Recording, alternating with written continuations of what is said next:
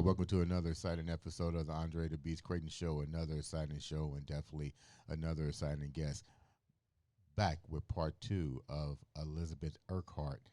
And we're going to finish the conversation where she's going to talk about the one guy that mentored her or that she looked up to allow her the opportunity to pursue a comedian. But let me go a little bit deeper than that. If you guys watched the first episode, she's a nurse first and decided to take the leap into adding something else to her resume, something that was fun, to take a little bit of the pressure of the nursing industry and the health industry off her plate and bring all that to the comedy field. So without further ado, let's go back to part 2 with Elizabeth Urquhart. What's up? How are you?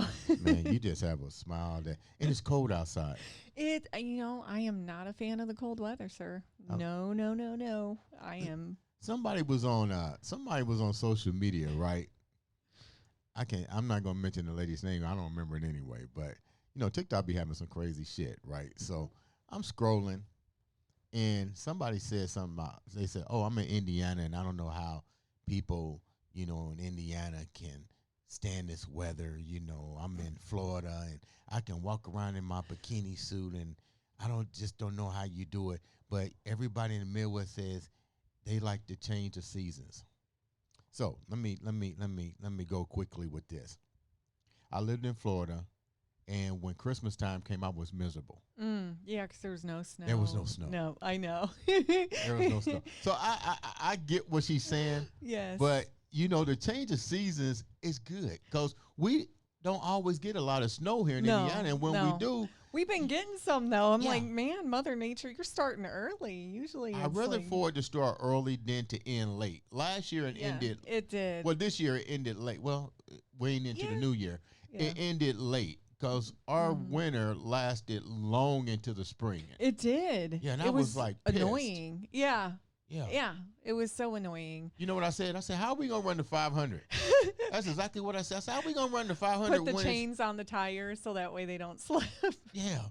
But anyway, thank you for coming back for part 2. It's such a pleasure. It's, I've loved getting to know you. And it's funny because about the snow, I actually just had a post on TikTok go viral about the snow. What did you say? It's this little baby and she's saying curse words. Oh, yeah, and I like she's those. like walking around and she's like saying curse words. And I was like, I put in the caption reminding myself I'm a strong, independent woman who shovels her own snow. Yeah. And it's got like over 13,000 likes already. Really? Like it's gone viral. And I'm just like, I like those little things on TikTok with those. I'm not for cussing, but they're so funny when the little kids go, "Hey, Mom, get your ass in there, make me some biscuits and gravy." and that's I'm actually writing a comedy set on that. Like all my other stuff has been on my material, but that just shows how demented society is like, they will go crazy over a little person just waddling around, just saying curse words. And I'm just like, well, it is what it is. I mean, because honestly, essentially, it's free marketing for the indie comic scene. Yeah. Because all the stuff on my page is either comedy related or life related. So by that going viral, it's gotten like over 457,000 page views and stuff like that. So hopefully that's kind of boosting the community a little bit, because that's ultimately why I do the silly posting. Is it's a nest egg for my existing followers to see what the content's going to be about and what I'm going to be wearing at the next show, because my wardrobe is kind of what they're intrigued with. And let me tell you, some of my dresses that are coming in, I'm like, chef's kiss. What's wrong with some of the dresses? Oh, no, nothing's wrong with them. They're Oh. gorgeous. Oh. Yes. So it's a comedy fashion show for you. No, All rolled up into one. It's not even really a fashion show. It's just I believe in entertainment. You need to entertain, and part of that is curb appeal. And I feel like, you know, we're drowned out by like the t-shirt and the sweatshirt, and Yeah. you know, like if you're gonna entertain, I believe like you should entertain. You're essentially marketing yourself. Right. So are you going to buy the dilapidated house with the shutters that are falling down, or are you going to buy the haunted mausoleum that looks nice on the outside? Mm-hmm. I mean, most people are going to go for the curb appeal, right? And plus, I mean, I'm not going to lie, I like to look pretty. And my poor family has dealt with that their whole life, you know, like. What do you mean they dealt with it their whole life? Because I'm just like, I have like a shoe problem where I have lots of shoes and dresses, and I've already told my kids, you know, if I meet my maker and I'm not in a pair of nice stilettos and a dress, I will haunt you. The standard has already been set. Yeah. So no, I feel like it's marketable when you look professional and you look nice. And not saying that, you know, my fellow comics, you know, because I don't want the backlash, but you know, you created your own identity. Yes, I'm created, but you'd be nice surprised. You'd be surprised at how much backlash I get for the identity that I've created. What do you mean when you say that? Backlash. Like, why do you always have to dress like that? Why can't you dress normal? Well, this is did my you ask normal. them what is normal? Exactly. Yeah. Yeah. No, I mean, it says right on my bio on Instagram. It's the Edgar Allan Poe quote. There's no exquisite beauty without strangeness and proportion, and that's kind of my mantra. I mean, I do live outside of the box. I have my whole life. Growing up, I was the princess, but I was also the jock, and I was the weird kid in school. Like there was no, I don't like a label. I like to keep them guessing, but I also like to entertain, and part of that is looking good, because if you look good, you feel good, and you put forth a good product. You know what I mean? How much does that really weigh on you now? Because the bottom line is, you're in front of people. So that being human, you still have to think about what are they going to say. I look nice, but what am I going to get? I've been dealing a lot with that. Actually, recently, I'm actually kind of on a hiatus right now, because of mental stress from the backlash that I've been getting for wanting to create my own image. So I kind of have been taking a small break, but I'm also objectified too by the male community. You know, well, we're men. I know, and I get that. But you know, like, you know, if I turn you down, you shouldn't be treating me differently or putting slander on my name. Correct? What do you mean? Give me an example. You know, I've had some really sexist remarks come up as of late. I've had men essentially picking apart my body type on stage and off stage. On social media? Oh, no, yeah, on stage, in private chats and everything. Like what? What would they say? Because I have small boobs. I have small butt. My nose is big. I have a facial tick when I'm on stage. Like they're just like picking away at me like a carcass. Well, these guys that asked you out on a date. Some of them are. Some of them are. To go after you, passive aggressive. Yeah, some of them are. But, you know, I have found strength in a lot of the older men in the community. They know who I am. They know why I dress the way that I do. You know, like, I was apprehensive to talk about that on here because I'm like, then it sheds light more on the problem, and then I'm going to get more backlash. Well, not really, because it depends. So, if people see you dealing with it, yeah, then they know that, you know, I can deal with it. So I don't think it'll be a backlash. I think the backlash will happen if you don't acknowledge it and say, you know, this is what happened and this is how I'm going to deal with it. You know, you can either let somebody put you in the ground while you're alive. You can take the hammer and say, I'm going to keep living. Yeah. Yeah. And it's, you know, I'm just going to take a small hiatus, and then after the first of the year, I'm just going to go back at it. A lot of exciting things are coming up. I'm going to be in my second official roast battle on January 22nd with Kevin King. He's having that at the Helium nightclub. And I'm going to roast one of my comic best friends, a man I look up to very much, Jordan Granger Danger. He runs the Kokomo mic. Wow. And he's doing wonderful things. Like he has his own podcast. I mean, he's a real innovator. And it's funny because we met back in June, and you know, those people that you just hit it off instantly, like he's got a creative vibe. I've got a creative vibe, and he's just one of those men like I can go to just about anything. But the same as like Kevin King, who's hosting, you know, the roast battle. He's like one of my very best friends in the scene. So I have support. I don't want it to look like a total negative connotation with, you know, this isn't a war of the sexes or anything like that. I'm very supported and I'm very loved. There's just a few little scuttlebugs who are being tushes, but hopefully it'll blow over. How difficult is it to continue this path for you as a comedian? It is hard. It's been mentally stressful. It's really mentally stressful too, because the people who love me and who have wanted this for me for a long time, like my father, my family, kids, nieces, nephews, and stuff like that. They want to go to the shows, but they also know that these things are being said on stage and off stage. And my father is a very blunt man. You know, like my little sister asked him a couple weeks ago, she's like, why don't you go to her shows? And he goes, what am I going to do when one of these idiots says something? He's like, I can't go off on him. He's like, that'll, you know, because he's my father. He doesn't want to see that. So they haven't really been able to come and enjoy me doing that. But shouldn't you just tell your father, look, that's part of the I have, but I will. It does not matter. And he will tell anybody. He's like, she can be 45 or she can be 80. I'm going to see the 5-year-old little girl in pigtails, and I'm just going to. That's just one of his triggers. He's a very smart man. You know, he knows his triggers and he knows. But I'm hoping he'll come to the roast battle, because the guy who I'm roasting with, Jordan, I'm just going to let him know, hey, this is a safe zone, you know, like we've already talked. What is the roast? Oh my goodness. They're so much fun, and if you get a chance, you really need to come. I will buy you a ticket. I will. You really should experience a roast battle, especially with Kevin King. Okay.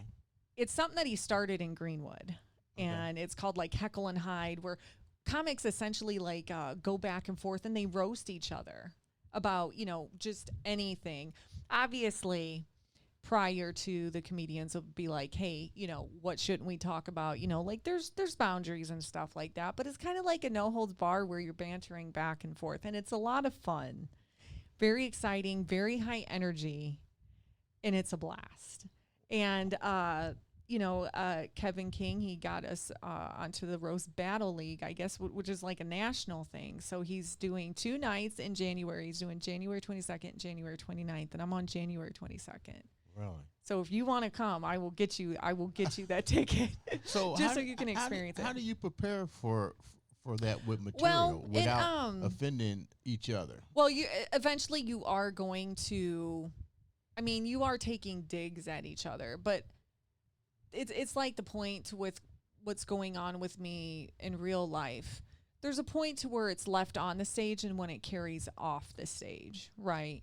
So like, you know, Jordan, and the most purest platonic love. I love this man. If you get a chance to look him up, you should. He's a completely wonderful human, very innovative. I just to pieces. But we just kind of go over boundaries. Like, hey, what's a trigger for you? Because I don't want to trigger you on stage. And, you know, like we talk about, hey, I'm going to say some offensive stuff. And it's like, well, I love you, so I know it's all in good fun. So it always helps if you know the opponent, or, you know, like prior to the show, even if you don't know the opponent, you can be like, hey, what can I talk about? What can I talk about? And stuff like that. And although it seems like it's mean, it's actually pretty controlled. You know, I haven't really seen anything go awry since I've been watching those. Let's talk about your AKA mentor. Kevin Hearthstone, yeah. Who was he? And how did he come into your life?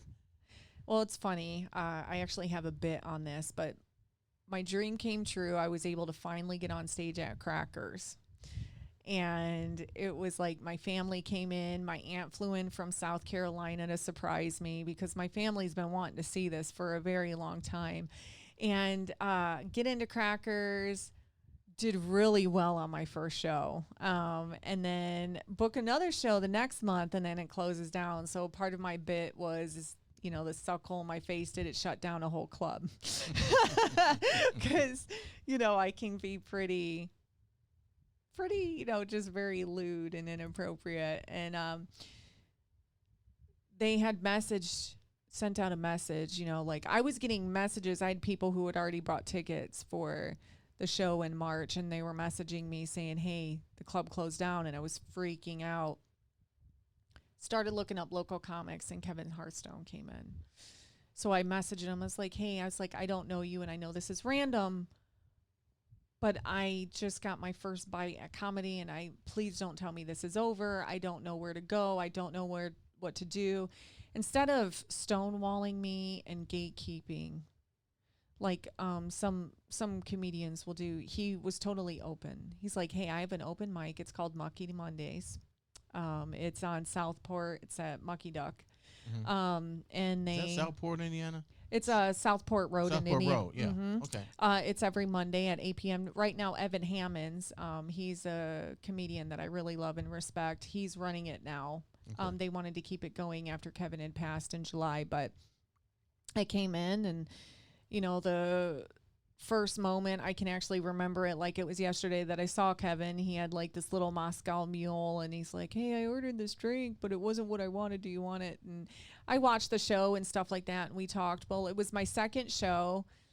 I was so excited. I had all these people come, and I completely froze on stage.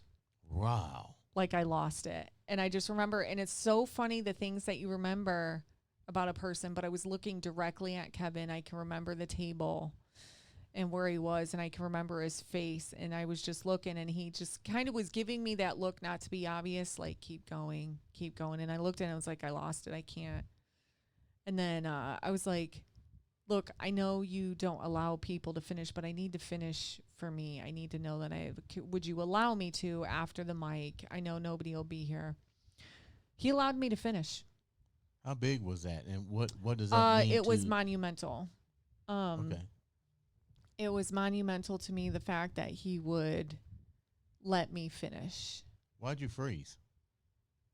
Inexperience, and it was a tough crowd. Inexperience? You was just at Crackers. Yeah, I know, but it's just, like you read the room when you're in stand-up comedy, and if it's a tough crowd, people are just looking and they're not really responsive to what you're putting forth, it makes you kind of second guess yourself, and it really was not a responsive crowd.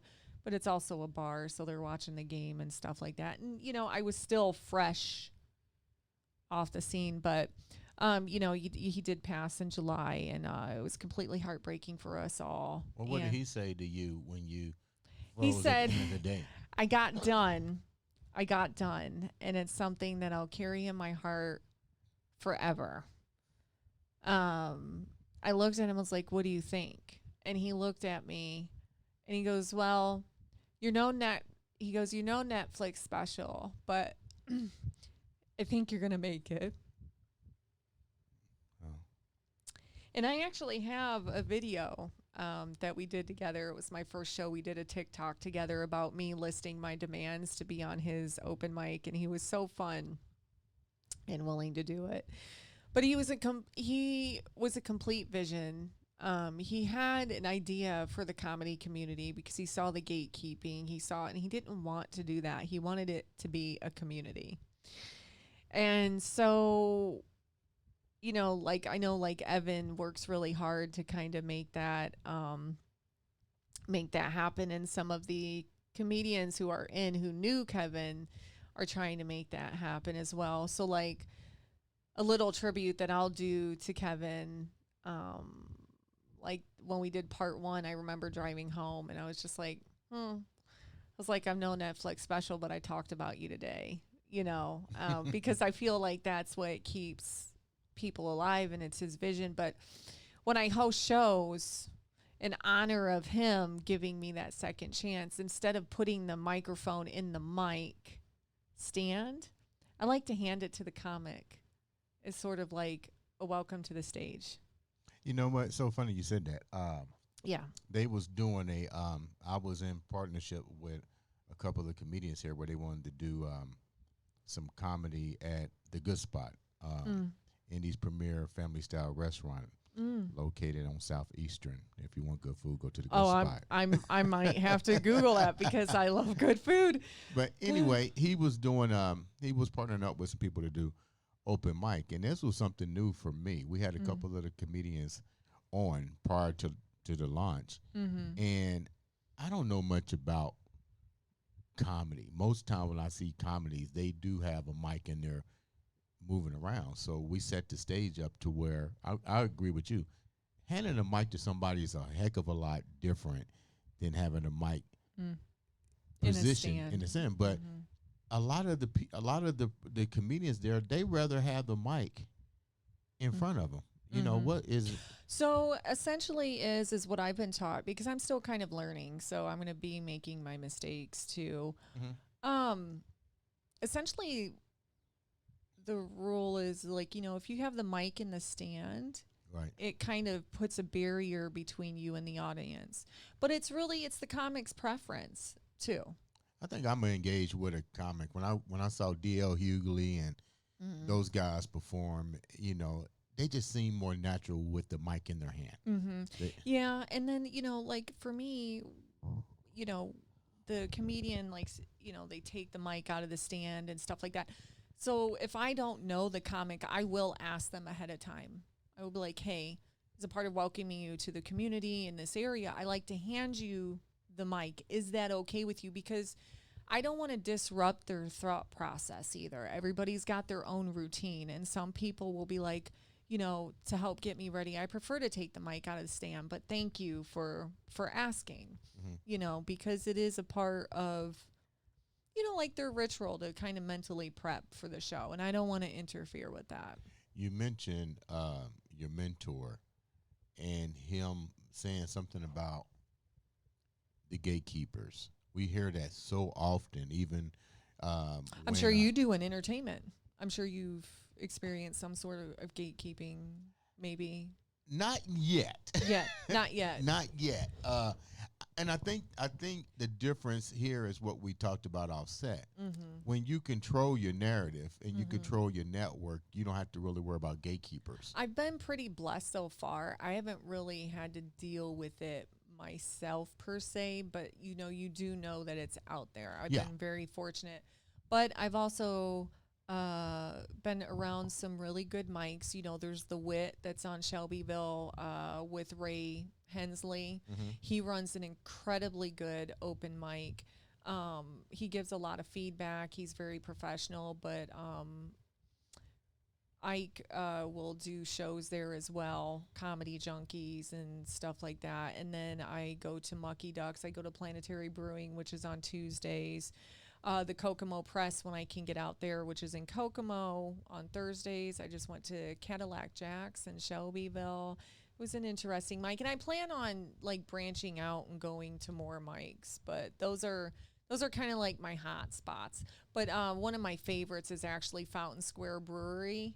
That's every Wednesday. And then there's the Liberty Street mic after that. But Fountain Square, I would have to say, is one of my favorites. When you said something about, let's go back to your mentor, and you mentioned the gatekeepers.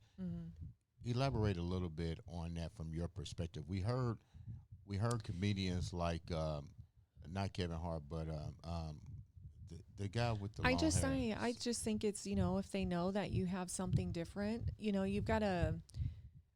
I'm a Libra, so I naturally try and look at it for both sides. And the thing is you're this comic who's been doing it for 20 plus years and you haven't really been able to gain any headway. Then you see this younger person who's got their own style, their own flair, and they're starting to make, to me, gatekeeping is a form of jealousy. Wow. and that's just, I'm just going to call it like I see it. It's a form of jealousy. You're trying to keep somebody from getting ahead. But the thing is I went into this knowing I'm not going to be a Netflix special. I went into it just simply to have an avenue to enjoy life and make new friends and be part of a community and do what we all need to do, laugh. How has it changed you? It's been a tremendous learning curve. I didn't realize wanting to make people laugh could be the cause of some of the greatest sadness in my life, which is kind of paradoxical. But it's promoted a lot of growth within me too. What do you mean by that? I'm able to kind of take the hits as they come. I'm more fluid in things. I'm learning stuff about marketing, and it's just opened up a wealth of opportunity to learn a whole bunch of different things. Like I got to meet you. I'm meeting all these wonderful people, and I'm getting to learn more about entertainment. So even, the only thing is, there is like some very critical people on the scene, but it's like, I can't get out to all the open mics. I can't take advantage of all the classes and stuff like that because, I have a household to maintain and stuff like that, but that doesn't make me any less serious about comedy, and it all comes with time. It's like that seasoned cast iron pan that you're cooking in. You get your layers of flavor, right? And it's all a learning curve. So, I do hope I have a lot of goals for 2026. Like what? What's your goals? I may be, one of my biggest goals is I should be going on my way to marry England to work abroad for a year. Wow. I have family in England, and, my family's on board and stuff like that. Are you going to do comedy while you're over there? I'm going to try. Yeah. Yeah, but where my family is, they're in it's a smaller, more rural town, and they're 4 hours outside of London. So we'll see. We'll see. But it's mainly to travel. I want to, I'm very big into architecture. So I want to stand in front of the Cologne Cathedral in Germany. That's been on my bucket list. And I want to go to France. I never got to go. You're part German too, right? Yep, I'm half German. Okay. My family immigrated from there, yeah. And it's funny because, I was going through our family tree and stuff because I'm doing something special for the kid. Oh, God. What did you find? Oh, nothing. We have nothing. You go, nothing. No, I mean, we have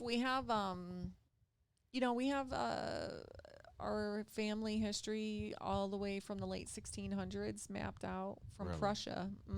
Wow. Germany, yeah. So nothing of surprise, huh? Not really, no. We're pretty boring. A lot of farmers. And I didn't inherit the green thumb, and I feel like that's kind of rude. I have to buy the clearance plants, so that way they're half dead, so if they croak, I feel half as bad.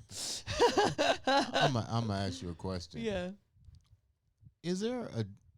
What have you noticed difference since you've been doing this for a while? The difference in comedy as it relates to different culture groups. Well, in the way that they approach comedy, you find a similarity that like black comedians have a certain rule of engagement that they follow. Caucasians have a rule of engagement. See, I lesbians have a rule of engagements. Gays. Maybe that is my naivety, but I don't really focus on that. I guess I haven't really paid attention. Like I love well, somebody said something about it. The reason I was bringing it up. I love Aisha. She's a comic. Aisha the Body or something like that. Yeah, she's one of the comedians that I follow, and I love her to bits. And then Kayamo Jones, Queen Kayamo, I follow her too. But Aisha, nothing's off limits with that sassy little firecracker. I just love that woman. But the thing is too is, with her, anytime I've had an issue or whatever, she's always been there to love and to guide me and, give me some friendly advice, like, hey, try this or don't give up. And, a lot of the comics, especially the older men, they're like, you're going to feel like you want to quit 80 million times throughout your whole career. Just don't do it. Don't allow it. Because then if you do walk away, then you know. So it is a learning curve. It is, but I have found somewhat of a community. And you know, it's been a pleasant surprise. I think it drives my family a little crazy, but they knew what they got to. You know, like I'm going to surprise my parents. We were making plans for Christmas Day, and our family, we have this tradition. We come over in pajamas. Yeah. And we watch football all day and just eat good food. I'm going to surprise my parents with the pajamas this year. And my dad's just going to, I can see the look on his face. He's just going to be like, really? Yeah. He's going to be like, really? Yeah. He's going to be like, damn it. He's like. Have you ever thought about quitting? You know, Aisha gave you. I have thought about quitting. Some things. What was the reasons that you thought about quitting? Just mental stress. Like one of my flaws is I'm a perfectionist, and I want things to be done, and I expect things to be done in a certain time frame, and if I'm not meeting that, then I'm just like, you can't be a perfectionist being a comedy. I know. It doesn't work. 'Cause I know. You don't know what the day-to-day being on stage is going to do. I know. And that's what I'm learning is I need to have a little more patience and grace with myself too, a little more. But I've met some of my very best friends through comedy. And it's funny too, because like I'm a very glam girl, and I met Heather May, who's out of South Bend, the Drop Comedy Club. I met her this past Saturday. It's like, I know you, because glam girls the glitter will always come together, baby. The glitter always comes together, and that's my glitter queen. She goes, I know you too, glam girl. So I had to pop a selfie with my fellow glam girl, but I was so happy. What's a glam girl? I call myself a glam girl because I like to do my makeup, and I like to be very done up all the time. Oh, okay. Yeah, I went on a date recently, and he's like, you know, I am eventually going to have to see you without makeup. I'm like, if you're lucky enough, you will. Oh, that's what he said? Yeah, we're not there yet.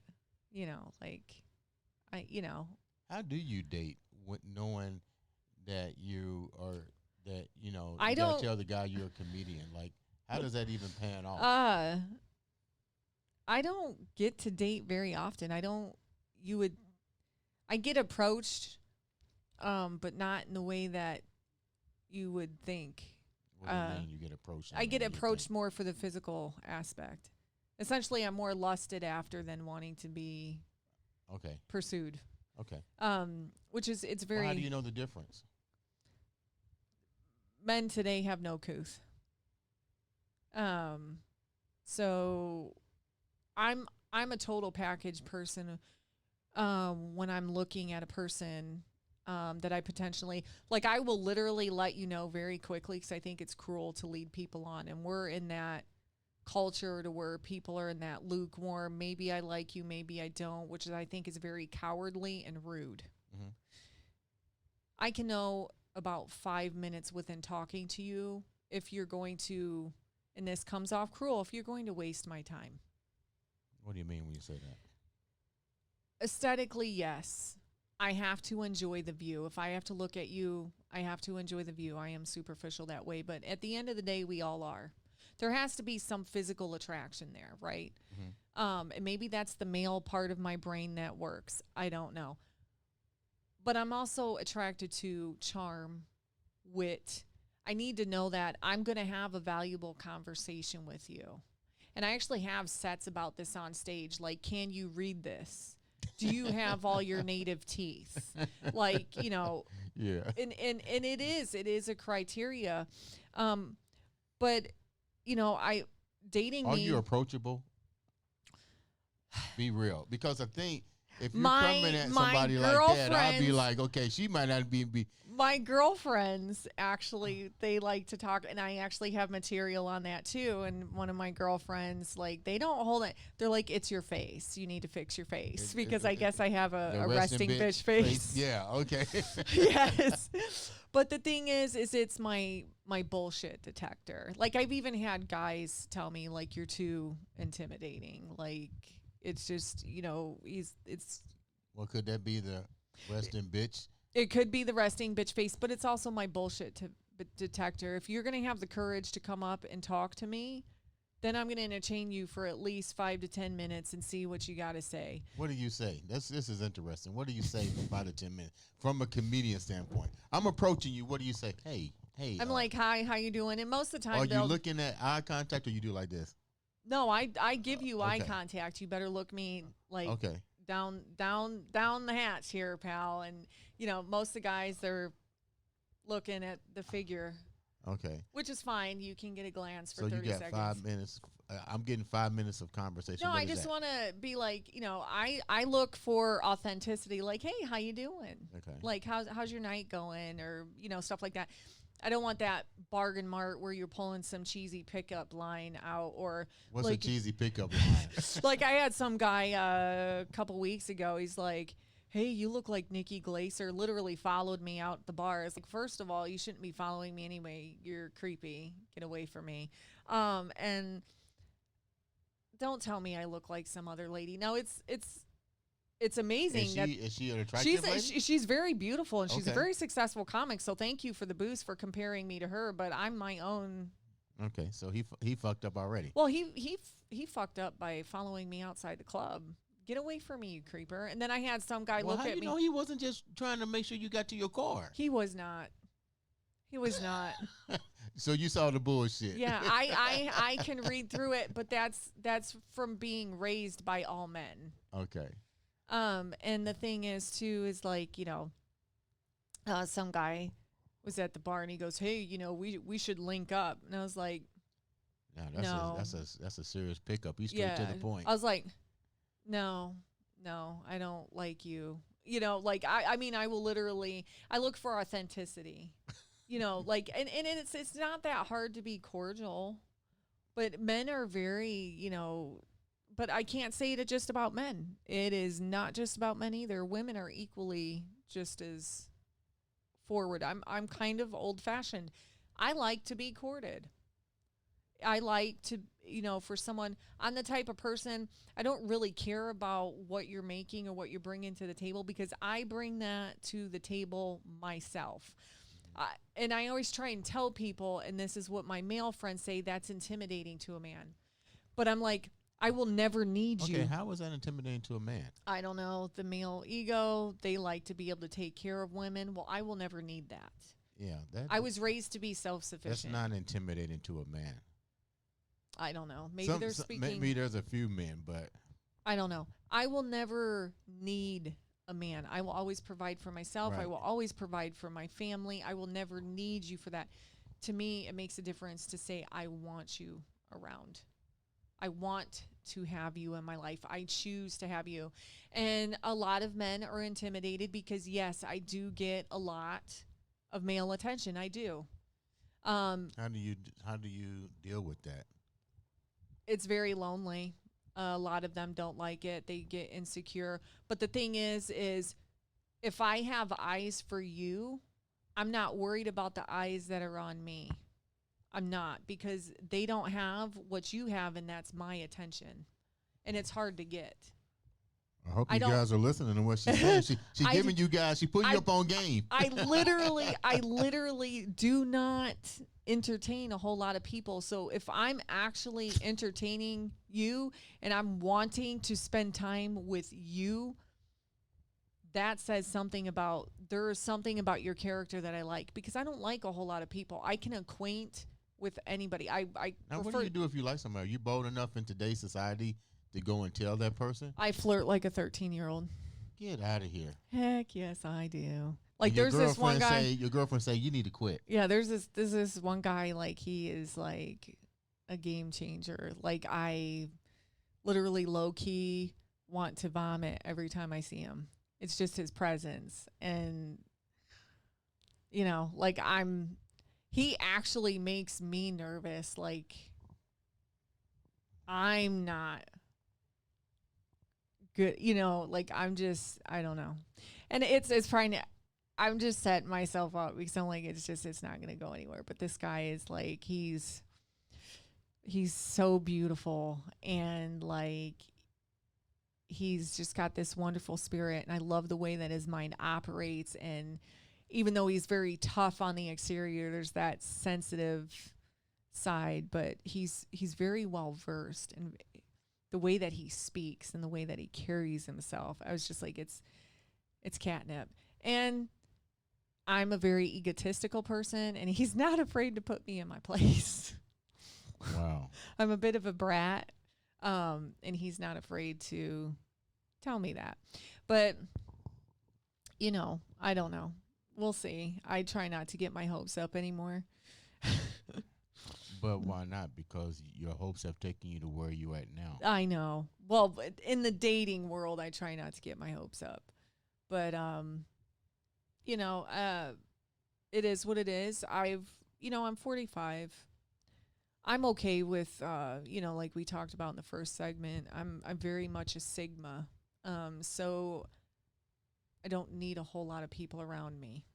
I don't. It's never a necessity. Do I like to have them around me? Yes, within reason, because I get drained. But that's the thing, that's the hard part about dating too, and selecting someone is, I need to know, like, they can be, but that's the thing is, like, I need to know, like, they can be okay with me wanting to have my own identity, even though we're together too. That makes perfect sense. But that's the thing too, is like, men get so insecure, and it's like, I have ADHD, so like I've been on at least 4 to 5 side quests within 15 seconds. So if you're holding my attention, you're like halfway there. But that's the thing too, is like, I'm an all or nothing person. If I'm in it, I am in it. Mm-hmm. But I don't believe in leading people on. Like, like there's people who will sit there and just date to have someone. I think that is so cruel. And I'll let people know, like, I usually when I turn somebody down, it's depending on how they approach me. If they're going to be vulgar or disrespectful, I match energy. I'm going to level and embarrass you. But if you're kind and you reach out, I'm going to be very kind to you, but I'm also going to be very firm. Now, if I tell you once and you don't get the message and I have to tell you twice, I'm not going to extend you the same courtesy that I did before, because that's on you. Man, you sound rough. I am a little bit, yeah. I am my father's daughter. Wow. I am very much my father's daughter. I am very much. But I wouldn't change it for anything in the world. I wouldn't. Before we wrap up, we're going to close out with a tribute to your mentor, Kevin Hearthstone, yeah. And he allowed what would have been gatekeepers to not allow you the second chance. You took a chance by reaching out. He opened the door. He's no longer with us. No. What's your life like for you? What's the end game now? And what has he brought to you to strengthen you? He opened the door for me for so much, to let me know that there was good people out there. He was one of the few people to actually sit down and take the time to get to know how my brain operates with the ADHD. He gave me a chance. He didn't have to. But the fact that he sat there and let me finish said so much about his character and about who he was, because he knew it was tough. And so any little accomplishment or every little milestone, I throw it up to him. And I hope that he's watching. And I hope that he sees what's happening with Mucky Mondays. They're incorporating a writing class now before. So they're really trying to foster a growth in a community to honor him. So I hope that he's watching that from the other side. I hope that he's watching it. Yeah, but every accomplishment, or every time I do something dumb on stage, I'm like, I know you saw that. Like, because I do think about him quite frequently, because it was all about him saying, and I remember specifically what he said. He's like, since we do whatever we want to do here, we're going to have Beth come back up on stage. And he just did this little, or sometimes I'll scroll about the pictures that we took together and stuff like that. He had this brilliant smile.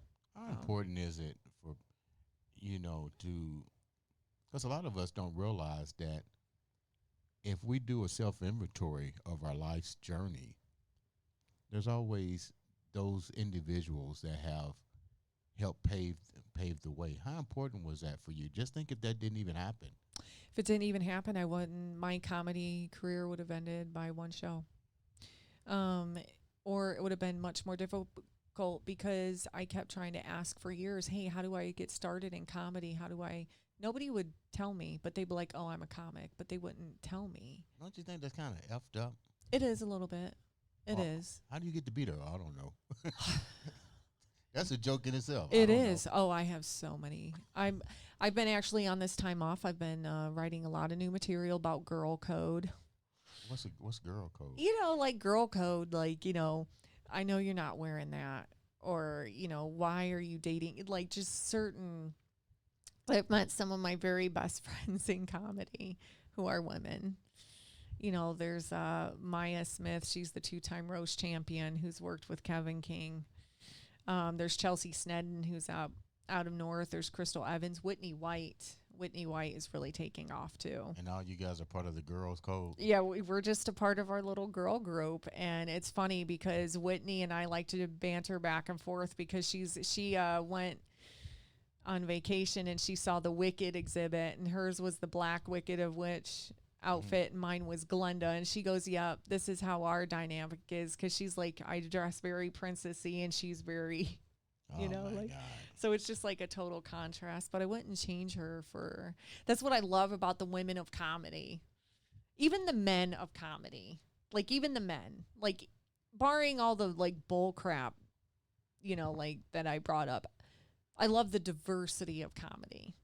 I love it because there's so many different walks of life. You've got KJ Weaver, AJ the Sign, the comedian. You've got so many wonderful comics who just bring all of that. You need to be a walking advertising boy. Everybody. I do, and what? Like even the comics are like, you remember that I said that on my set, but my thing is that should be what comedy is. Like, I want to remember you. Like, there's Bob East. He does caricatures. He literally draws characters. There's Cherry Shepherd. He's been one of my mentors too. And his very loving nature. And he's like, no, keep going, keep doing this, keep being you. Don't apologize for who you are. So there's a lot of wonderful people in comedy. And, like if you get time, January 22nd, go to that roast battle. I definitely would do that. That's actually a day after my birthday. So, well, if you want to go, I will get you that ticket. Yeah. That will be my gift. How can the viewers reach out to you and follow you on social media? I'm at Elizabeth Urquhart 80. It's very basic. How do you spell that last name? Urquhart. And then I'm my Facebook. I have it under my maiden name for my high school friends who want to get a hold of me, but that's under Elizabeth Reynolds. And then TikTok is Eliz Reynolds 87. So. Well, thank you so much for taking time to come on the show. Ladies and gentlemen, make sure you follow her, subscribe, click. Sometime all it takes is one click of a button to change the life of somebody's life as well as your own. This has been another, and I do mean another exciting episode of the Andre The Beast Crayton Show.